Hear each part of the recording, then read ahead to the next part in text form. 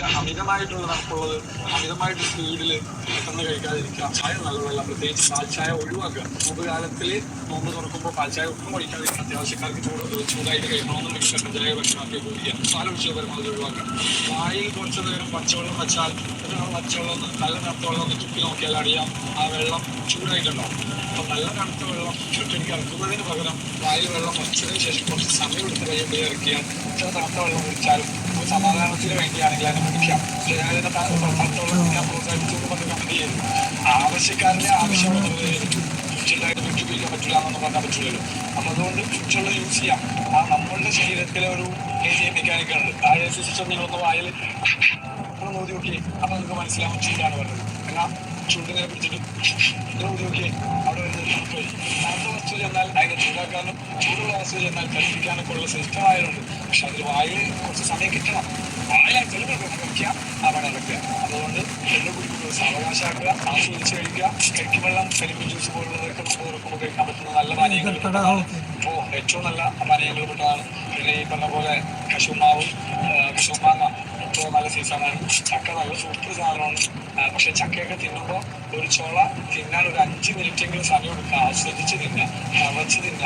അല്ലെങ്കിൽ ചവക്കാതെ ചക്ക തിന്നാൽ വയറ്റിൽ കുടിക്കൂല, വയറുവേദന വരും. ചക്കയുടെ കുഴപ്പമില്ല, നിന്റെ തീറ്റയുടെ കുഴപ്പമാണെന്ന് മനസ്സിലാക്കുക. തീറ്റ നന്നാക്കുക. റമദാൻ മാസത്തിൽ തീറ്റ ശരിയാക്കിയാൽ ഗ്യാസ് ട്രബിൾ പോലുള്ളത് മാറും. പൊതുവിൽ ജനങ്ങളുടെ ഒരു തെറ്റായ ധാരണയുണ്ട്. റമദാനായി കഴിഞ്ഞാൽ എപ്പോഴും രാവിലെ തന്നെ വയറക്കാനാകുമ്പോൾ രാവിലെ കുളിച്ച് കഴിക്കാം. രാവിലെയുള്ള ഭക്ഷണം കഴിച്ചിട്ട് ഉറക്കമാണ് അതിൻ്റെ ഏറ്റവും വലിയ പ്രശ്നം. കാരണം താഴെ എഴുന്നേക്കും, അടിച്ച് കയറ്റി തിന്നു, എന്നിട്ട് പിന്നെ പോയി കിടന്നുറങ്ങും. അതുകൊണ്ട് രാവിലെ എഴുന്നേക്കുമ്പോഴേക്കും പിന്നെ കുളിച്ച് കിട്ടും. അത് ഒഴിവാക്കുക. കാരണം രാത്രി ഒരിക്കലും രാത്രി 4 മണിക്കൊന്നും ആർക്കും എഴുന്നേറ്റ് വിശക്കില്ല. കാരണം താഴെ നന്നായിട്ട് കഴിച്ചിട്ട് കിടക്കണേ. ഉറങ്ങുന്നതിന് മുമ്പ് നന്നായിട്ട് കഴിച്ചിട്ട് കിടന്നിട്ട് പിന്നെ ഇടത്താഴം അടിച്ച് കയറ്റേണ്ട കാര്യമില്ല. വിശക്കാതെ ഭക്ഷണം കഴിക്കണ്ടല്ലോ. ഇനി രാവിലെ വൈകുന്നേരത്തിൽ വരെ നിൽക്കണതല്ലേ എന്ന് പറഞ്ഞിട്ട് നമ്മൾ ഇപ്പോഴേ അടിച്ച് കയറ്റണോ? 2 ആഴ്ചത്തേക്കുള്ള ഭക്ഷണം ഇന്ന് ഏതോ ഒരു കല്യാണത്തിന് പോയി എന്ന് പറഞ്ഞിട്ട് 4500 വർഷം മുമ്പ് ചരകം പറഞ്ഞു മഞ്ഞപ്പിത്തത്തിന് കീഴാർനെല്ലി മതിയെന്ന്. ഇപ്പോഴും ഈ കീഴാർനെല്ലി കൊണ്ട് തന്നെ മഞ്ഞപ്പിത്തം ബാലൻസ് ചെയ്യാൻ നല്ല വൈദ്യന്മാർക്ക് പറ്റുന്നുണ്ട്. കാരണം അവർ മാറ്റി പറയുന്നില്ല. കാരണം എന്താണെന്ന് വെച്ചാല് മനുഷ്യ ശരീരത്തിനെ ബാലൻസ് ചെയ്യുന്ന എന്തോ ഒരു സിസ്റ്റത്തെ അന്നുള്ള ആളുകൾക്ക്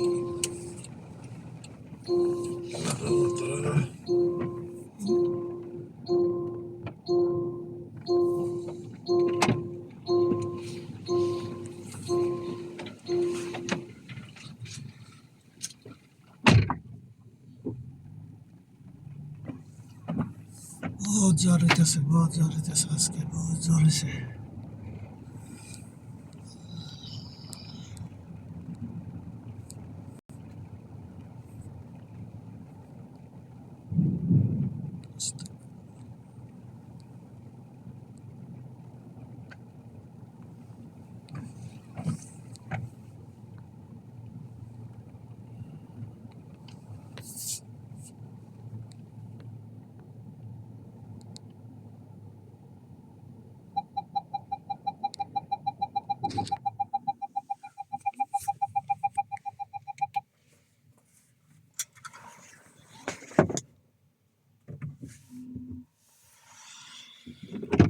Make it jar, make it jar, make it jar,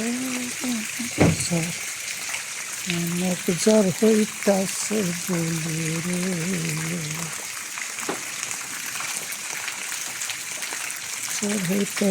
jar hoita se. এগুলি আজকে অনেক জ্বর হইতেছে। আজ 2-3 লোদি অন্ধকার হয়ে তাই আজ লাস্ট আজ জ্বর হইল।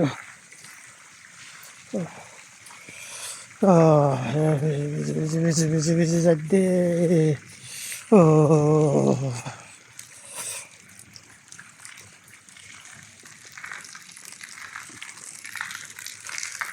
ঝড় পড়তে পড়ে ঝড়, এই ঝড় অনেক জ্বর হইতেছে আজকে। বহুত জ্বর, এই কাঁঠাল বিজলি মারের।